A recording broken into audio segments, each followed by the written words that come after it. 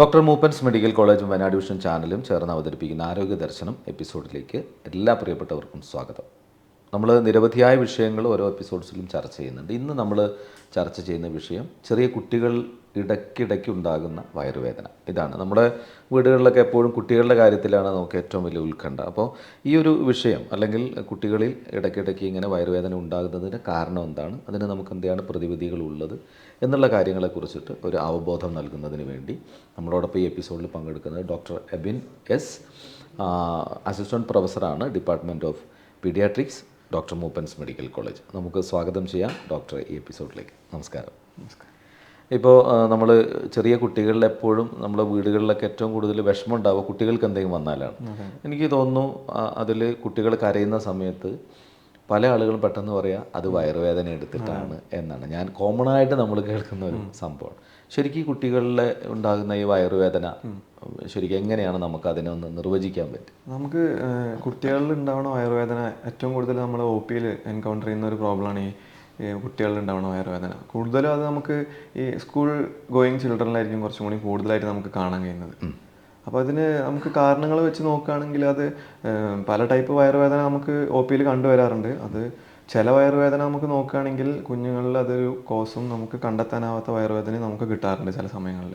അപ്പോൾ ഒരുവിധം കുട്ടികളിലൊക്കെ നമ്മൾ ഈ കുഞ്ഞുങ്ങളുടെ ഹിസ്റ്ററിയും കാര്യങ്ങളൊക്കെ ചോദിച്ചു വരുമ്പോൾ നമുക്ക് മനസ്സിലാക്കാൻ കഴിയുന്നത് ഒരുവിധം കുട്ടികളിലൊക്കെ മലബന്ധം ഒരു കാരണമായിട്ട് നമ്മൾ കാണാറുണ്ട്. മലബന്ധം എന്തുകൊണ്ട് വരുന്നു എന്ന് ചോദിച്ചു കഴിഞ്ഞാൽ നമുക്ക് കുഞ്ഞുങ്ങളുടെ ജീവിതശൈലി ആയിട്ട് നമുക്ക് കുറച്ചൊന്ന് റിലേറ്റ് ചെയ്യിപ്പിക്കാം നോക്കുമ്പോൾ തന്നെ. അപ്പോൾ അത് ഒരുവിധം കുട്ടികളോട് ചോദിക്കുമ്പോൾ തന്നെ വെള്ളം കൂടി കുറവായിരിക്കും ഒരുവിധം കുട്ടികൾക്കൊക്കെ. അപ്പോൾ ഓൾറെഡി ഇപ്പോൾ ഒരു വെള്ളം കൂടി കുറവുള്ള കുട്ടിക്ക് നമ്മൾ മലബന്ധം കൂടി കൂടുതൽ അതിന് കൂടെ തന്നെ വരികയാണെങ്കിൽ കൂടുതലായിട്ട് നമുക്ക് വെള്ളം കൊടുത്തിട്ടില്ലെങ്കിൽ മലബന്ധം കൂടുതൽ വരാം. മലബന്ധം കൂടുതൽ വന്നു കഴിഞ്ഞാൽ അത് വയറുവേദനയായിട്ട് നമുക്ക് പ്രസൻറ്റ് ചെയ്യാം ചിലപ്പോൾ കുഞ്ഞുങ്ങളിൽ. അപ്പോൾ അങ്ങനത്തെ കുട്ടികളിൽ നമ്മൾ കുറച്ചുകൂടി കൂടുതലായിട്ട് ശ്രദ്ധിക്കണം. ഈ അവരുടെ കുട്ടികളുടെ ഭക്ഷണക്രമം പലരും പറയും ഇത് മണ്ണിൽ കളിച്ച് കുട്ടികൾ ഭക്ഷണം കഴിച്ചിട്ട് അങ്ങനെ വയറ്റിലേക്ക് എന്തോ പോയതാണ്, അല്ലെങ്കിൽ അത്തരം ചില കാര്യങ്ങളൊക്കെയാണ് പറയാറുള്ളത് അല്ലേ? അപ്പോൾ അത്തരം ഒരു സാഹചര്യത്തിൽ നമുക്കതെങ്ങനെ കാണാൻ പറ്റും ഈ ഭക്ഷണത്തിലെ കാര്യങ്ങൾ? ഭക്ഷണക്രമത്തിൽ നമ്മൾ കുഞ്ഞുങ്ങളുടെ കാര്യം വെച്ച് നോക്കുകയാണെങ്കിൽ നമ്മൾ ഫൈബർ കണ്ടൻറ്റ്, അതായത് നാരുവർഗ്ഗങ്ങളുള്ള ഭക്ഷണങ്ങൾ കൂടുതൽ കുഞ്ഞുങ്ങൾ ഉൾപ്പെടുത്തണം. ഒരുവിധ ആൾക്കാർക്കൊന്നും ഈ നാരുവർഗ്ഗങ്ങളുള്ള ഭക്ഷണങ്ങൾ എന്തൊക്കെയാണെന്നുള്ളത് ആൾക്കാർക്കും അറിയണ്ടാവില്ല, പ്രത്യേകിച്ച് കുട്ടികളിൽ. നമുക്ക് വെജിറ്റബിൾസും ഫ്രൂട്ട്സും വെച്ച് നോക്കുകയാണെങ്കിൽ ഇപ്പോൾ ഫ്രൂട്ട്സിൽ തന്നെ നമുക്ക് ഈ പേരയ്ക്ക, ആപ്പിൾ, പിന്നെ ഓറഞ്ച്, അനാറ് അങ്ങനത്തെ ഭക്ഷണങ്ങളിലൊക്കെ ധാരാളം നാരുവർഗ്ഗങ്ങളുണ്ട്, ഫൈബർ കണ്ടൻറ്റുള്ള ഡയറ്റാണ്. അപ്പോൾ പച്ചക്കറി വെച്ച് നോക്കുകയാണെങ്കിൽ നമുക്ക് ബീൻസ് വർഗ്ഗത്തിൽപ്പെടുന്ന ഭക്ഷണങ്ങൾ, പിന്നെ കാബേജ്, കോളിഫ്ലവർ ഇങ്ങനത്തെ ഭക്ഷണങ്ങളിലൊക്കെ നമുക്ക് നാരുവർഗ്ഗങ്ങൾ, പഴം അങ്ങനത്തെ സാധനങ്ങളിലൊക്കെ ഫ്രൂട്ട്സിൽ നോക്കുകയാണെങ്കിൽ അതിലൊക്കെ നാരുവർഗ്ഗങ്ങളുണ്ട്. അപ്പോൾ അതൊക്കെ ഭക്ഷണത്തിൽ ഉൾപ്പെടുത്താവുന്നതാണ്. നമുക്ക് 1-2 തവണയെങ്കിലും ഡെയിലി ഭക്ഷണത്തിൽ ഉൾപ്പെടുത്തി കഴിഞ്ഞ് കഴിഞ്ഞാൽ നമുക്ക് കൂടുതലും ഈ ഫൈബർ കണ്ടൻറ്റുള്ള ഡയറ്റ് വന്നു കഴിഞ്ഞാൽ മലബന്ധം ഒഴിവാക്കാനും കുഞ്ഞുങ്ങളുടെ ദഹനത്തിനും നല്ലോണം സഹായിക്കാവുന്ന കാര്യങ്ങളാണ് അതൊക്കെ.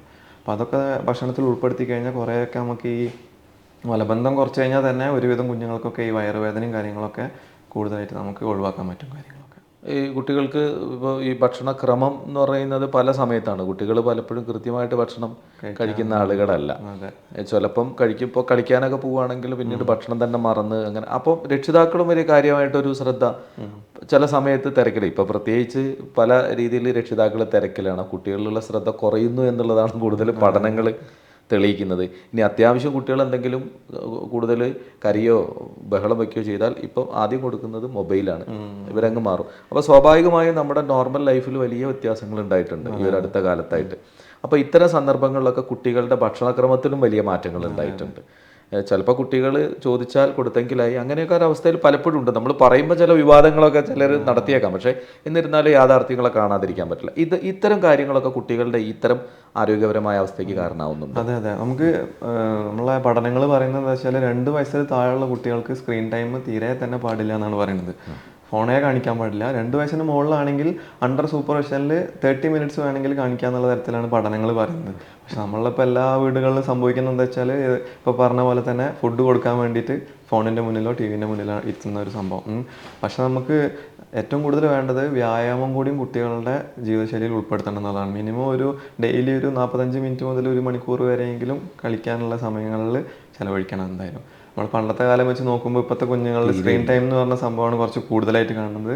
കളിയും കാര്യങ്ങളും തീരെ വരുന്നില്ല. അപ്പോൾ ഇതൊക്കെ നമുക്ക് ഇതിനോട് റിലേറ്റ് ചെയ്യിപ്പിക്കുന്ന കാര്യങ്ങളാണ്. രണ്ടാമത് വേറെ കാര്യം പറയാൻ എന്താണെന്ന് വെച്ചാൽ നമ്മളെ ഈ ജീവിതശൈലിയിലെ കാര്യങ്ങൾ പറഞ്ഞപ്പോൾ ഇപ്പോഴത്തെ കുഞ്ഞുങ്ങൾക്ക് എല്ലാം എന്ത് ഭക്ഷണത്തിനോടാണ് താല്പര്യം കൂടുതൽ? നമുക്ക് ജങ്ക് ഫുഡ്. അപ്പോൾ നമുക്ക് ഒരു ശരീരത്തിന് ഒന്നും ആവശ്യമില്ലാത്ത തരത്തിലുള്ള സാധനങ്ങളാണ് ജങ്ക് ഫുഡുകളുള്ളത്. ഇപ്പോൾ ഒരു എക്സാമ്പിൾ പറയുകയാണെങ്കിൽ ഇപ്പോൾ എന്തൊക്കെയാണ് ഈ ചോക്ലേറ്റ്സ് തീറ്റ കൂടുതൽ, ചീസ് അടങ്ങിയ ഭക്ഷണങ്ങൾ, ഇതൊക്കെ നമുക്ക് കുഞ്ഞുങ്ങൾക്ക് വയറുവേദനയും കാര്യങ്ങളൊക്കെ പിന്നെയും ഉണ്ടാക്കുന്നതാണ്. നമുക്ക് OPയിൽ വരുന്ന കേസുകളിൽ ചോദിക്കുമ്പോൾ എന്തൊക്കെയായിരിക്കും ചിപ്സ്, ബേക്കറി ഐറ്റംസ്, ഇതൊക്കെ തിന്നുന്ന കുഞ്ഞുങ്ങളായിരിക്കും കൂടുതലായിട്ട് ഉണ്ടാവുക. അപ്പോൾ അവരുടെ ജീവിതശൈലിയിൽ മാറ്റം വരുമ്പോൾ തന്നെ ഒരുപാട് ഈ അസുഖങ്ങളൊക്കെ നമുക്ക് കൺട്രോൾ ചെയ്യാൻ പറ്റുന്നതാണ് ഇതൊക്കെ. ഇപ്പോൾ ഈ പാക്കറ്റ് ഫുഡ്സ് പലപ്പോഴും പല പേരുകളിൽ അറിയപ്പെടുന്ന പാക്കറ്റ് ഫുഡ്സ്, അതിൻ്റെ കളർഫുൾനെസ്, ഇതൊക്കെ ഭക്ഷണത്തിലേക്ക് മാറിക്കഴിഞ്ഞു. അപ്പോൾ നമ്മുടെ സമൂഹത്തിന് അതിലുള്ളൊരു പങ്ക് എങ്ങനെയാണ് പറയാൻ പറ്റുക? അത് പാക്കറ്റ് ഫുഡ്സൊക്കെ നമുക്ക് എന്താ പറയുക വെച്ച് കഴിഞ്ഞാൽ നമ്മളെ ഇപ്പോൾ TV ആഡ്സ് എടുത്ത് നോക്കി കഴിഞ്ഞ് കഴിഞ്ഞാലും ഫുള്ള് നമുക്ക് പാക്കറ്റ് ഫുഡ്സിനെയും അതിന് പറ്റുള്ള കാര്യങ്ങൾക്കൊക്കെ കുഞ്ഞുങ്ങൾ കൂടുതലായിട്ട് അട്രാക്റ്റ് ആയി പോവുകയാണ് അതിലൊക്കെ. ഇപ്പോൾ പണ്ടത്തെ കാലത്ത് എന്ന് പറഞ്ഞാൽ നമുക്ക് മെയിനായിട്ട് നമ്മൾ എന്തൊക്കെയായിരുന്നു, പച്ചക്കറി വർഗ്ഗങ്ങളും പഴവർഗ്ഗങ്ങളും ഒക്കെ ആയിരിക്കും നമുക്ക് കൂടുതലായിട്ട്. അതെ, ഇപ്പോൾ ആ ഒരു ജീവിതശൈലി മാറി ഇപ്പോൾ പാക്കറ്റ് ഫുഡ്സിൻ്റെ കാര്യമാണ് ഇപ്പോൾ പറയുന്നത്. എന്താ വെച്ചാൽ നമുക്ക് ശരീരത്തിന് പ്രത്യേകിച്ച് ഒരു ഉപകാരമില്ലാത്ത ഭക്ഷണങ്ങളാണ്. അത് നമുക്ക് എന്തായാലും ജീവിതശൈലിയിൽ മാറ്റം വരുത്തിയേ പറ്റൂ. തൽക്കാലം രുചികളിലേക്ക് മാത്രം വരുന്നൊരു അവസ്ഥയാണ്. അതെ അതെ അതെ. അപ്പോൾ ഈ ചെറിയ കുട്ടികൾ, ഒന്നും പറയാനൊന്നും കഴിയാത്ത കുട്ടികൾക്ക്, അവർ മുലപ്പാൽ മാത്രം കഴിക്കുന്ന കുട്ടികൾ, അവർക്കും ചില സമയത്ത് ഇത്തരം ഇഷ്യൂസ് അനുഭവപ്പെട്ടതായിട്ട് അറിയാം, ഈ മുലപ്പാൽ കഴിക്കുന്ന കുട്ടികൾ. അപ്പോൾ അവർ കുട്ടികളെയൊക്കെ അങ്ങനെ തട്ടി മുലപ്പാൽ കൊടുത്തതിന് ശേഷം തട്ടുന്നുണ്ട്. പക്ഷെ അതിന് ശേഷം കുട്ടികൾ കരയുകയാണെങ്കിൽ പലപ്പോഴും വയറുവേദന ആയിരിക്കും. അത് ഏത് തരത്തിലാണ് എഫക്റ്റ്? നമുക്ക് കരച്ചിൽ നമുക്ക് രണ്ട് തരത്തിൽ പറയാം. ഒന്ന് ആശ്വസിപ്പിക്കാൻ പറ്റാവുന്ന കരച്ചിൽ, രണ്ടാമത് ആശ്വസിപ്പിക്കാൻ പറ്റാത്ത തരത്തിലുള്ള കരച്ചിൽ. ആശ്വസിപ്പിക്കാൻ പറ്റാത്ത തരത്തിലുള്ള കരച്ചിലുകളാണ് എപ്പോഴും നമ്മൾ വൈദ്യപരിശോധനയ്ക്ക് കൊണ്ടുവരേണ്ട ആവശ്യമുള്ളൂ. ആശ്വസിപ്പിക്കാൻ പറ്റാവുന്ന കരച്ചിൽ എന്ന് പറഞ്ഞാൽ നമുക്ക് ഇപ്പോൾ മുല കുടിക്കുന്നതിൻ്റെ കൂടെ തന്നെ ചിലപ്പോൾ കുറച്ച് എയറും കാര്യങ്ങളൊക്കെ അതിൻ്റെ കൂടെ വീഴുന്നു. ഇപ്പോൾ അത് പോകാൻ വേണ്ടിയിട്ടാണ് നമ്മൾ ബർപ്പിംഗ് എന്ന് പറഞ്ഞ കാര്യങ്ങളൊക്കെ ചെയ്യുന്നത്. അപ്പോൾ ഒരുവിധം കുട്ടികൾക്കൊക്കെ നല്ല രീതിക്ക് നമ്മൾ തട്ടിക്കൊടുത്താലും ബർപ്പിംഗ് കാര്യങ്ങളൊക്കെ ചെയ്ത് കഴിഞ്ഞാൽ തന്നെ ആ ഗ്യാസും കാര്യങ്ങളും പോകുമ്പോൾ തന്നെ അത് ഒരുവിധം കുട്ടികൾക്കൊക്കെ അത് മാറിപ്പോകും. അല്ലാണ്ട് നമുക്ക് വയറുവേദന എന്നുള്ള തരത്തിൽ ആ ഒരു ഏജ് ഗ്രൂപ്പിൽ നമുക്ക് പറയാൻ പറ്റില്ല നമുക്ക് ഒരിക്കലും. ഈ മുലപ്പാൽ കഴിക്കുന്നതിലൂടെ അങ്ങനെ ഒരു ഇഷ്യൂ ഉണ്ടാവാൻ സാധ്യത? മുലപ്പാലിലൂടെ ഇല്ല, അമ്മ കഴിക്കുന്ന ഭക്ഷണത്തിൽ നിന്ന് ഇല്ല, വയറുവേദന അങ്ങനത്തെ ഇഷ്യൂ ഉണ്ടാവുന്നില്ല. ഇപ്പം ഈ കുട്ടികളുടെ കാര്യങ്ങൾ ശ്രദ്ധിക്കുമ്പോൾ നമ്മൾ ഇപ്പോൾ അവർക്ക് നൽകുന്ന ഭക്ഷണത്തിൽ ഏറ്റവും കൂടുതൽ ശ്രദ്ധിക്കേണ്ടത് ഏത് തരത്തിലുള്ള ഭക്ഷണങ്ങൾ? ഒരു ചെറുപ്രായത്തിൽ ഇപ്പോൾ ഫുഡ് നമ്മൾ സാധാ കഴിക്കുന്ന നോർമൽ ഫുഡിൽ എന്തൊക്കെ കൊടുക്കാൻ പറ്റും, കൊടുക്കാൻ പറ്റില്ല? അപ്പോൾ നമുക്കിപ്പോൾ ഭക്ഷണത്തിൽ ഞാൻ പറഞ്ഞ പോലെ തന്നെ നമുക്ക് കുറച്ച് ഈ പ്രോട്ടീൻ ഡയറ്റും വേണം, നമുക്ക് എല്ലാ തരത്തിലുള്ള ഡയറ്റും വേണം. അപ്പോൾ അതിൽ പോഷകാഹാരങ്ങൾ നിറഞ്ഞ ഡയറ്റ്, പ്രോട്ടീൻ ഡയറ്റ്.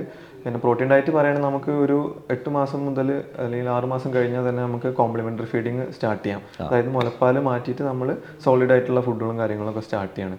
അപ്പോൾ നമുക്ക് ബാക്കി നമുക്ക് ഇപ്പോൾ മുട്ടേൻ്റെ കാര്യങ്ങളൊക്കെ നോക്കുകയാണെങ്കിൽ മുട്ട നമുക്ക് കൊടുത്തു തുടങ്ങാൻ പറ്റും. പിന്നെ പശുമ്പാലും കാര്യങ്ങളൊക്കെ നമുക്കിപ്പോൾ റെക്കമെൻഡേഷൻ പറയുന്നത് ചെറിയ നമുക്ക് കുറുക്കുണ്ടാക്കുന്നതിലൊക്കെ ചെറുതായിട്ടൊക്കെ പശുപാലും കാര്യങ്ങളൊക്കെ മിക്സ് ചെയ്യാം. പക്ഷേ മുലപ്പാലിന് പകരമായിട്ട് പശുപാൽ യൂസ് ചെയ്യരുതെന്നാണ് പറയുന്നത്.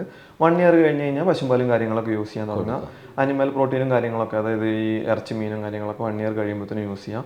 പുതിയ പഠനങ്ങൾ പറയുന്നത് 6 മാസം കഴിയുമ്പോൾ തന്നെ യൂസ് ചെയ്ത് തുടങ്ങാമെന്നൊക്കെയാണ് പറയുന്നത്. അതിൻ്റെ കൂടെ തന്നെ പച്ചക്കറി വർഗ്ഗങ്ങളും പഴവർഗ്ഗങ്ങളും ഭക്ഷണത്തിൽ ഉൾപ്പെടുത്താനും കൂടിയും നമ്മൾ ശ്രദ്ധിക്കണം. ഈ വൃത്തിയും കുട്ടികളുമായിട്ട് എത്രത്തോളം? അതെ, നമുക്ക് ശുചിത്വം വളരെ ഇമ്പോർട്ടൻ്റ് ആയിട്ടുള്ള കാര്യം. നമുക്ക് ന്യൂമോണിയയും കാര്യങ്ങളൊക്കെ, അതായത് അങ്ങനത്തെ ഇൻഫെക്ഷൻസ്, ഇപ്പോൾ ശ്വാസമുട്ട് പോലത്തെ രോഗങ്ങൾ, മറ്റേ ഈ ന്യൂമോണിയ, നമുക്ക് ഈ വൈറസ് ഉണ്ടാക്കുന്ന ബ്രോങ്കിയോലൈറ്റിസ് പോലത്തെ അസുഖങ്ങൾ, ഇതൊക്കെ നമുക്ക് ശുചിത്വത്തിനായിട്ട് നമുക്ക് റിലേറ്റ് ചെയ്യിപ്പിക്കാവുന്നുള്ളൂ. നല്ല രീതി നമുക്കിപ്പോൾ ഒരുവിധം അമ്മമാരൊക്കെ നമുക്ക് ഈ ഇത് യൂസ് ചെയ്യും, ബോട്ടിൽ ഫീഡ് യൂസ് ചെയ്യുന്ന. ബോട്ടിൽ ഫീഡ് നമ്മൾ അധികം എൻകറേജ് ചെയ്യാറില്ല. വെച്ച് കഴിഞ്ഞാൽ തീരെ ബുദ്ധിമുട്ടുള്ള ആൾക്കാരാണെങ്കിൽ പോലും നമുക്ക് ബോട്ടിൽ ഫീഡ് എൻകറേജ് ചെയ്ത് കഴിഞ്ഞാൽ നല്ല രീതിക്കൊന്നും ഈ ക്ലീനിങ്ങും കാര്യങ്ങളൊന്നും ചെയ്തിട്ടില്ല എന്നുണ്ടെങ്കിൽ ഇൻഫെക്ഷൻ വരാനുള്ള സാധ്യത വളരെ കൂടുതലാണ്. ഇപ്പോൾ ഞാൻ നേരത്തെ പറഞ്ഞതുപോലെ ഈ മൊബൈൽ ഫോൺസൊക്കെ കൊടുത്തിട്ട് ഭക്ഷണം കൊടുക്കുന്ന ഒരു പ്രവണതയുണ്ട്. സത്യത്തിൽ നമ്മളെ ബോധമണ്ഡലത്തിലേക്ക് നമ്മൾ ഭക്ഷണം കഴിക്കുകയാണെന്ന് തോന്നേണ്ട ഒരു അവസ്ഥയില്ലേ? ഇത് ഡൈജഷനോ അതുമായി ബന്ധപ്പെട്ട എന്തെങ്കിലും ഇഷ്യൂസ് കാര്യങ്ങളുണ്ടോ ഈ ഇങ്ങനെ ഭക്ഷണം കഴിക്കുന്നതിൽ? കാരണം സ്ക്രീൻ ടൈമിൽ ഭക്ഷണം കഴിക്കുന്നതിൽ അതുമായിട്ട് ഒരു കുട്ടികളിലുള്ള ഒരു പഠനം ഈ അടുത്ത കാലത്തൊക്കെ നടന്നിട്ടില്ലേ? ശരിക്കും സ്ക്രീൻ ടൈം എന്ന് പറയുന്നത് ഞാൻ പറഞ്ഞ പോലെ ഇത് എന്തുകൊണ്ടാണ് ഈ 2 വയസ്സ് താഴെയുള്ള കുട്ടികൾക്ക് സ്ക്രീൻ ടൈമേ പാടില്ല. 2 വയസ്സ് കഴിഞ്ഞ് കഴിഞ്ഞാൽ സൂപ്പർവൈസ് ചെയ്തിട്ട് അരമണിക്കൂർ മാത്രം വെച്ചിട്ട് വേണമെങ്കിൽ കാണിക്കാന്നുള്ള. അത് ഭക്ഷണ സമയത്തും പാടില്ല അല്ലേ? 2 വയസ്സിന് ശേഷമാണ്. അതെ. അപ്പോൾ ഭക്ഷണം കഴിക്കുമ്പോൾ നമ്മൾ എപ്പോഴും ഒന്ന് ഹൈജീനിക്കിൻ്റെ കാര്യം, നമ്മൾ വളരെ ഹൈജീനിക്കായിട്ട് തന്നെ ഭക്ഷണം കാര്യങ്ങളും കഴിക്കണം. കൈ നല്ലോണം വൃത്തിയിൽ കഴുകി അങ്ങനത്തെ കാര്യങ്ങൾ, അത് രോഗവും കാര്യങ്ങളും വരാതിരിക്കാൻ വേണ്ടിയിട്ടാണ് നമ്മളത് ചെയ്യുന്നത്. രണ്ടാമത് നമ്മൾ ഭക്ഷണം കഴിക്കുന്നത് എന്തൊക്കെ ഭക്ഷണങ്ങളാണ് കഴിക്കുന്നത്, നമുക്കൊരു ഫുഡ് ഹാബിറ്റ് വളർത്തിയെടുക്കാൻ വേണ്ടിയിട്ടാണ് കറക്റ്റ് ആയിട്ടുള്ള കാര്യങ്ങൾ. അപ്പോൾ നമുക്ക് ഈ സ്ക്രീൻ ടൈമും കാര്യങ്ങളും ചെയ്യുന്ന സമയത്ത് ഈ ഫുഡ് ഹാബിറ്റും കാര്യങ്ങളൊന്നും ഇല്ലാണ്ടാവുകയാണ്. അതാണ് ഇതിന്റെ മെയിൻ കാരണം തന്നെ പറയുന്നത്. അവർക്ക് ആ ടേസ്റ്റേ തിരിയുന്നില്ല.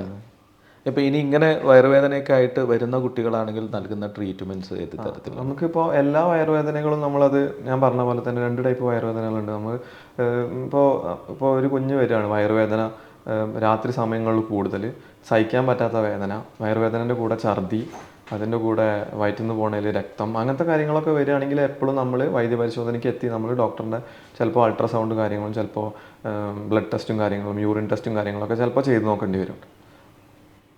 അപ്പോൾ ആ ട്രീറ്റ്മെൻറ്റ്സ് ആണ്. പിന്നെ മെഡിസിൻ തന്നെയാണ് എന്താണ് നമ്മളത് കാരണം എന്താണെന്ന് കണ്ടെത്തിയിട്ട് നമുക്ക് ട്രീറ്റ് ചെയ്യേണ്ടി വരും. നമുക്ക് ഇപ്പോൾ ഈ കുട്ടികളിലുണ്ടാകുന്ന വയറുവേദന ഏകദേശം നമുക്ക് ഈ സ്കൂൾ തലത്തിലേക്കൊക്കെ എത്തുന്ന സമയത്ത് ഇപ്പോൾ പല ഫുഡ്സും അവർക്ക് പറ്റാത്ത രീതിയിൽ അതുമായി ബന്ധപ്പെട്ട എന്തെങ്കിലും വരും. ഇപ്പോൾ ഈ പയറുവർഗ്ഗങ്ങൾ, പരിപ്പ് വർഗ്ഗങ്ങൾ അതുപോലെയുള്ള അങ്ങനെ ഒരു ഈ പയറുവർഗ്ഗങ്ങൾ കഴിച്ചു കഴിഞ്ഞാൽ, പരിപ്പ് വർഗ്ഗങ്ങൾ കഴിച്ചു കഴിഞ്ഞാൽ നമുക്ക് അത്ര ഒരു ബുദ്ധിമുട്ടുണ്ടാക്കാനുള്ള സാധ്യത വളരെ കുറവാണ്.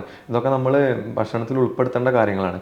ഇതെല്ലാം നമ്മൾ കഴിക്കുമ്പോഴും നമ്മൾ ചോറിൻ്റെ കൂടെ തന്നെ കഴിക്കണം. സെപ്പറേറ്റ് കഴിക്കാണ്ട് അതിൻ്റെ കൂടെ തന്നെ കഴിച്ചു കഴിഞ്ഞാൽ ബുദ്ധിമുട്ടുകൾ ഉണ്ടാവാനുള്ള സാധ്യത വളരെ കുറവാണ് നമുക്ക്. അപ്പോൾ ഈ കുട്ടികളുടെ വളർച്ചയിൽ പിന്നെ ഭക്ഷണം എത്രത്തോളം പ്രാധാന്യം വഹിക്കുന്നുണ്ട്? കാരണം ഓരോ പ്രോട്ടീൻ ഫുഡ്സ് ഓരോ ലെവലിൽ അവർക്ക് കിട്ടേണ്ട ഫുഡ് ക്ലിയറായിട്ട് കിട്ടിക്കഴിഞ്ഞാൽ പലർക്കും ഇപ്പോൾ ഈ കുട്ടികൾ ഭക്ഷണം കഴിക്കാത്ത കുറേ കുട്ടികളുണ്ട്. കാര്യമായിട്ട് ഭക്ഷണം കഴിക്കാത്ത കുട്ടികൾ, വിശപ്പില്ല, അവർ കഴിക്കുന്നില്ല എന്ന് പറഞ്ഞിട്ട് സാധാരണ ഡോക്ടേഴ്സിനെ കാണാൻ പോകാറുണ്ട്. ഇതെങ്ങനെ നമ്മൾ OPയിൽ ഇപ്പോൾ വരുമ്പോൾ ഈ ഭക്ഷണം കഴിക്കാറില്ല എന്നൊക്കെ പറഞ്ഞ് വരുന്ന കുട്ടികളിൽ ഒരുവിധം കുട്ടികളിലൊക്കെ നമുക്ക് എന്താ വെച്ചാൽ ചോദിച്ചു വരുമ്പോൾ ഓരോരുത്തർക്കും ഇഷ്ടപ്പെടുന്ന ടേസ്റ്റ് ഉണ്ട്. നമുക്ക് ഓരോ ടേസ്റ്റ് ചിലപ്പോൾ മാറ്റി കൊടുത്തു കഴിഞ്ഞാലായിരിക്കും ചിലപ്പോൾ കുഞ്ഞുങ്ങൾക്ക് അത് ഏത് ടേസ്റ്റാണോ ഇഷ്ടപ്പെടുന്നത് ആ ടേസ്റ്റിൽ ഭക്ഷണം ചിലപ്പോൾ കൊടുക്കേണ്ടി വരും. അപ്പോൾ എല്ലാ കുട്ടികൾക്കും ഒരേ ടേസ്റ്റിൽ തന്നെ ഭക്ഷണം ഇഷ്ടപ്പെടണമെന്നില്ല. അപ്പോൾ പറയാറുണ്ട്, നമ്മളിപ്പോൾ ഒരുവിധം കുട്ടികൾക്ക് നമുക്ക് OPയിൽ വരുന്ന ചില കുഞ്ഞുങ്ങളിൽ നമുക്ക് പോഷകാഹാരക്കുറവ് നമ്മൾ കാണാറുണ്ട്. അപ്പോൾ അങ്ങനെ കണ്ടുവരുമ്പോൾ നമ്മൾ ആ കുഞ്ഞിൻ്റെ ഡയറ്റ് ഹിസ്റ്ററിയും കാര്യങ്ങളൊക്കെ എടുത്തിട്ട് എന്തൊക്കെയാണ് നമ്മൾ ആ കുഞ്ഞ് കഴിക്കുന്നത്, ആ കുഞ്ഞിന് നമുക്ക് ഈ പ്രായത്തിൽ കിട്ടേണ്ട പോഷകാഹാരം കിട്ടുന്നുണ്ടോ, ഇല്ലെങ്കിൽ അത് എന്തൊക്കെ കൊടുത്തു കഴിഞ്ഞാൽ നമുക്ക് അത് ഈ പോഷകാഹാര കുറവ് നമുക്ക് നികത്താൻ പറ്റും, അതൊക്കെ നമ്മൾ നോക്കിയിട്ടാണ് നമ്മൾ OPയിൽ നിന്ന് വിടാറുള്ളത്.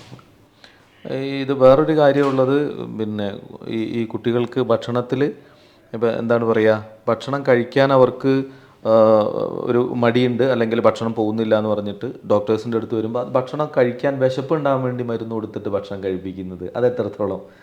വിശപ്പ് ഉണ്ടാവാനുള്ള മരുന്നിനെ കാട്ടിയും നമ്മളെപ്പോഴും ആദ്യം ചെയ്യേണ്ടത് നമ്മൾ ഭക്ഷണത്തിൽ ഉൾപ്പെടുത്താവുന്ന ഭക്ഷണങ്ങൾ, ഞാൻ നേരത്തെ പറഞ്ഞ പോലെ തന്നെ ആ കാര്യങ്ങളൊക്കെ കുഞ്ഞിൻ്റെ ഭക്ഷണത്തിൽ ഉൾപ്പെടുന്നുണ്ടോ, കുഞ്ഞിന് ഈ ഏജിന് വേണ്ട വെയിറ്റും കാര്യങ്ങളൊക്കെ വെക്കുന്നുണ്ടോ, ആ കാര്യങ്ങളാണ് നമ്മൾ ആദ്യം ശ്രദ്ധിക്കേണ്ടത്. ചില കുഞ്ഞുങ്ങൾക്ക് ഈ ഭക്ഷണ ശൈലി മാറും. അതായത് ജങ്ക് ഫുഡിനോടുള്ള അടുപ്പം കൂടുമ്പോൾ നമുക്ക് സാധാരണ വീട്ടിലുണ്ടാക്കുന്ന ഭക്ഷണങ്ങളോട് എന്താ പൊതുവെ സംഭവിക്കുന്നത്, അതിനോടുള്ള ആ ഒരു അതൊരു വിരക്തി വരുന്നതാണ്. അങ്ങനെയാണ് നമുക്ക് യൂഷ്വലി കാണുന്നത്. അപ്പോൾ കുഞ്ഞുങ്ങൾക്ക് ചിലപ്പോൾ അവരെ വീട്ടിലെ എല്ലാവരും ഡെയിലി പുറത്തു പോയി ഭക്ഷണം കഴിക്കുന്ന ആൾക്കാരാണെന്നുണ്ടെങ്കിൽ പോഷകാഹാരം നിറഞ്ഞ ഭക്ഷണങ്ങളോട് വിരക്തിയും മറ്റേ ഭക്ഷണങ്ങളോട് കൂടുതൽ ഇൻട്രസ്റ്റും അതാണ് ഉണ്ടാകുന്നത്. ഈ ഇപ്പോൾ ഗർഭാവസ്ഥയിൽ അമ്മമാർ കഴിക്കുന്ന ഭക്ഷണം അത് കുട്ടികളുടെ പിന്നീട് ജനനത്തിന് ശേഷം അങ്ങനെയുണ്ട്. നമുക്ക് ഇപ്പോൾ നമുക്ക് ഒരു അമ്മ ഗർഭാവസ്ഥയിൽ ഇരിക്കുന്ന സമയത്ത് മിനിമം ഒരു 10 കിലോ 9 മുതൽ 11 കിലോ വരെയെങ്കിലും വെക്കണം എന്നാണ് അതിൻ്റെ ഒരു കണക്ക്. അങ്ങനെ വെക്കാത്ത കുഞ്ഞുങ്ങളിൽ ചിലപ്പോൾ നമുക്ക് ഈ വെയിറ്റ് കുറഞ്ഞ കുഞ്ഞുങ്ങൾ ജനിക്കാനുള്ള സാധ്യത നമ്മൾ കാണാറുണ്ട്. അപ്പോൾ നമ്മുടെ ന്യൂട്രീഷനും കൂടിയും വളരെ ഇമ്പോർട്ടൻ്റ് ആണ് നമുക്ക്. ഈ ഭക്ഷണങ്ങൾ, ഈ കഴിക്കുന്ന ഭക്ഷണങ്ങളോട് പിന്നെ ജനിച്ചു കഴിഞ്ഞാലും കുട്ടികൾക്ക് അത് എന്നാലേ അവർ കഴിക്കൂ എന്നൊക്കെ പറയുന്നേക്കാം. അപ്പോൾ ഈ ഗർഭാവസ്ഥയിൽ എല്ലാ ഭക്ഷണവും കഴിക്കണം എന്നാലാണ് കുട്ടികൾക്ക് ജനിച്ചു കഴിഞ്ഞാലും അത്തരം അങ്ങനെ അത് തെറ്റായ ഒരു സംഭവമില്ല. അതൊക്കെ ജനനത്തിന് ശേഷം തീരുമാനിക്കപ്പെടുന്ന കാര്യങ്ങൾ തന്നെയാണ് അല്ലേ. ഒരു ഡൗട്ട് ക്ലിയർ ചെയ്യാൻ വേണ്ടിയിട്ട് ഇതിൻ്റെ ഇടയ്ക്കൊന്ന് ചോദിച്ചെന്നുള്ളൂ. ഏതായാലും കുട്ടികളുണ്ടാകുന്ന വയറുവേദന അത് അതിൻ്റെ ഭക്ഷണക്രമത്തിലുണ്ടാകുന്ന അല്ല അങ്ങനെ തന്നെ പറയാം അല്ലേ. നമുക്ക് ഈ ഭക്ഷണക്രമത്തിൽ ഉണ്ടാകുന്ന വ്യത്യാസം, അതുപോലെ കുട്ടികൾ ഭക്ഷണം കഴിക്കാൻ ഏറ്റവും പ്രധാനപ്പെട്ടത് പറയുന്നത് ഡൈജഷൻ തന്നെയാണ് അല്ലേ. മലബന്ധത്തിന്റെ പ്രശ്നം വലിയ കാര്യമായിട്ട് അതൊരു കോമൺ റീസൺ ആയിട്ട് എടുക്കാം. നമുക്ക് ഒരുവിധം കുഞ്ഞുങ്ങളിലൊക്കെ നമ്മൾ ചോദിക്കുമ്പോൾ കുഞ്ഞിൻ്റെ മലം എങ്ങനെയാണ് പോകണമെന്നുള്ളത് ആരും നമുക്ക് വീട്ടിലുള്ള ആൾക്കാരും നോക്കാറില്ല. അത് കട്ടിയിലാണോ സോഫ്റ്റിലാണോ പോണത്, ഡെയിലി കുഞ്ഞ് ചിലപ്പോൾ ടോയ്ലറ്റിൽ പോകുന്നുണ്ടാവും, അത് പോകുന്നുണ്ടോയെന്ന് പോലും വീട്ടുകാർ ചിലപ്പോൾ ശ്രദ്ധിക്കാറുണ്ടാവില്ല. കുഞ്ഞ് നല്ല കട്ടിയിൽ പോകുന്നുണ്ടാവും, നല്ല വേദനയും കാര്യങ്ങളും ഉണ്ടാവും. ചില കുഞ്ഞുങ്ങളൊന്നും അത് അമ്മമാരുടെ അടുത്തോ ആരുടെ അടുത്തോ പറയില്ല. അപ്പോൾ നമ്മളിത് ചോദിച്ചു വരുമ്പോൾ തന്നെയാണ് കുഞ്ഞിൻ്റെ ഇങ്ങനത്തെ ഒരു ബുദ്ധിമുട്ടുണ്ട് എന്നുള്ള തരത്തിൽ അമ്മ അതെന്തായിട്ടാവും എടുക്കുക, വയറുവേദന ഉണ്ട്, കുറേ കാലമായിട്ടുള്ള വയറുവേദന ഉണ്ട്, അതിന് കാരണം എന്താണെന്ന് കണ്ടുപിടിക്കാൻ പറ്റിയിട്ടുണ്ടാവില്ല. അപ്പോൾ അത് നമുക്ക് അങ്ങനത്തെ കാര്യങ്ങളൊക്കെ ഒന്ന് വീട്ടുകാർ ശ്രദ്ധിക്കുന്നത് നല്ലതായിരിക്കും. കുറച്ചും പിന്നെ കൂടുതൽ വെള്ളം കുടിക്കുക എന്നുള്ളത് കുട്ടികൾ ഏറ്റവും കൂടുതൽ പുറകോട്ട് നിൽക്കുന്ന ഒരു കാര്യം വെള്ളം കുടിക്കല്. അതാണ്. കാരണം കളിക്കാനൊക്കെ പോയാൽ ഓൾറെഡി വെള്ളം കൂടി കുറവുള്ള ഒരു കുട്ടിക്ക് മലബന്ധം കൂടി വന്നു കഴിഞ്ഞാൽ കൂടുതൽ അത് ബുദ്ധിമുട്ടുണ്ടാക്കുക ചെയ്യാം. അപ്പോൾ ഡെയിലി നമുക്ക് ഒരു ഇത്ര വെള്ളം എന്നുള്ള തരത്തിൽ വെള്ളം കുടിച്ചു കഴിഞ്ഞാൽ നല്ലതായിരിക്കും. കുട്ടികളെ കുടിപ്പിക്കാൻ വേണ്ടി ശ്രമിക്കുകയും വേണം. അതെ. അപ്പോൾ ഒരു നമ്മൾ കുട്ടികൾക്ക് വയറുവേദന വന്നിട്ടുണ്ടെങ്കിൽ ഒരു ഡോക്ടറുടെ സഹായത്തിലേക്ക് എത്തേണ്ട ഒരു സമയം. അതെ. അപ്പോൾ എല്ലാ വയറുവേദന മാത്രമായിട്ട് വരണമെന്നില്ല. അതിൻ്റെ കൂടെ തന്നെ ചില വയറുവേദനയുടെ കൂടെ പനി ഉണ്ടാവാം, പനീൻ്റെ കൂടെ ഛർദി ഉണ്ടാവാം. അപ്പോൾ നമുക്ക് വയറുവേദനയുടെ കാരണങ്ങൾ എന്താണെന്ന് കണ്ടുപിടിക്കണം. അപ്പോൾ നമുക്ക് ചിലപ്പോൾ പനി, ഛർദി, അതിൻ്റെ കൂടെ തന്നെ വയറുവേദന, ചിലപ്പോൾ മൂത്രത്തിൽ പഴുപ്പ് പോലുള്ള അസുഖങ്ങളാവാം. അതിൻ്റെ കൂടെ തന്നെ ഇപ്പോൾ വയറുവേദന കൂടെ തന്നെ വയറ്റിന്ന് ലൂസായിട്ട് പോവുക, ഛർദി ഉണ്ട്, അങ്ങനെ ഉണ്ടെങ്കിൽ ഒരു സാധാരണ വയറിളക്കം പോലത്തുള്ള അസുഖം. പിന്നെ അതിൻ്റെ കൂടെ തന്നെ ഈ തീവ്രമായ വേദന, അങ്ങനത്തെ കാര്യങ്ങളൊക്കെ അതിൻ്റെ കൂടെ വരികയാണെന്നുണ്ടെങ്കിൽ എന്തായാലും ഒരു വൈദ്യസഹായം എന്തായാലും തേടേണ്ടതാണ്. നമുക്ക് ചിലപ്പോൾ അങ്ങനത്തെ കുഞ്ഞുങ്ങളിലാണ് നമുക്ക് ചിലപ്പോൾ ബ്ലഡ് ടെസ്റ്റും യൂറിൻ ടെസ്റ്റും ചിലപ്പോൾ അൾട്രാസൗണ്ട് വേറെയുള്ള കാര്യങ്ങളൊക്കെ ചിലപ്പോൾ ചെയ്ത് നോക്കേണ്ട വരും. അപ്പോൾ അത് എൻ്റെ സ്വഭാവം അനുസരിച്ചാണ് അല്ലേ? അതെ. അപ്പോൾ എല്ലാം ഇപ്പം നമ്മൾ എപ്പിസോഡ് കഴിയുമ്പം ഫുൾ അത് ഒരു സാധാ വയറുവേദനയാണ് എന്ന് വിചാരിക്കാൻ പറ്റില്ല. നമുക്ക് നമ്മുടെ ജീവിതശൈലികളൊക്കെ ഓരോ ദിവസം ചെല്ലുന്തോറും മാറുകയാണ്. നമ്മൾ ആധുനിക ലോകവും ആധുനിക സാങ്കേതിക വിദ്യയൊക്കെ പുതിയ തലങ്ങൾ തേടുന്ന സമയം കൊണ്ട് മനുഷ്യൻ്റെ ജീവിതത്തിലും വലിയ മാറ്റങ്ങൾ ഉണ്ടായിട്ടുണ്ട്. അപ്പോൾ തിരക്ക് പിടിച്ച ജീവിതത്തിനിടയിൽ പണ്ട് കാലത്ത് ജീവിച്ച് വളർന്ന അവസ്ഥയിൽ നിന്നൊന്നുമല്ല ഇന്ന് ആളുകൾ മുന്നോട്ട് പോകുന്നത്. അന്ന് നമ്മൾ കഴിച്ചിരുന്ന ഭക്ഷണങ്ങൾ മാറി, ഇന്ന് ഭക്ഷണ പദാർത്ഥങ്ങൾ മാറി, നമ്മളെ ടേസ്റ്റ് മാറി. അപ്പോൾ ഒരുപാട് മാറ്റങ്ങൾ ഉണ്ടാകുന്ന ലോകത്ത് രോഗങ്ങളും വർദ്ധിക്കുകയാണ്. ഒരു പക്ഷേ ജീവിതശൈലി രോഗങ്ങൾ എന്ന് തന്നെ നമുക്ക് വിശേഷിപ്പിക്കാനും പറ്റും. ഇപ്പോൾ ഡോക്ടർ പറഞ്ഞതുപോലെ കുട്ടികളിൽ ഉണ്ടാകുന്ന ഇടയ്ക്കിടെ ഉണ്ടാകുന്ന വയറുവേദന, അതിൻ്റെ കാരണങ്ങൾ, അതിൻ്റെ പ്രതിവിധികൾ, വളരെ നിസ്സാരമായ കാര്യങ്ങളാണ് ഡോക്ടർ ഈ ചുരുങ്ങിയ സമയത്തിനുള്ളിൽ നമ്മളോട് പറഞ്ഞത്. ഇത് ആളുകൾക്ക് മനസ്സിലായി, ആരോഗ്യദർശനം കാണുന്ന ആളുകൾക്ക് മനസ്സിലായി എന്ന് വിചാരിക്കുന്നു. കുറേ കൂടി കുട്ടികളുടെ കാര്യത്തിൽ നമ്മുടെ ശ്രദ്ധ ഉണ്ടാവട്ടെ എന്ന് ആഗ്രഹിക്കുകയാണ്. നമുക്ക് അടുത്ത എപ്പിസോഡിൽ മറ്റൊരു വിഷയവുമായിട്ട് കാണാം. ഇന്ന് നമ്മളോടൊപ്പം പങ്കെടുത്ത doctor Abinas, assistant professor, department of paediatrics, doctor Moopen's medical college. ഒരുപാട് നന്ദി. നമസ്കാരം.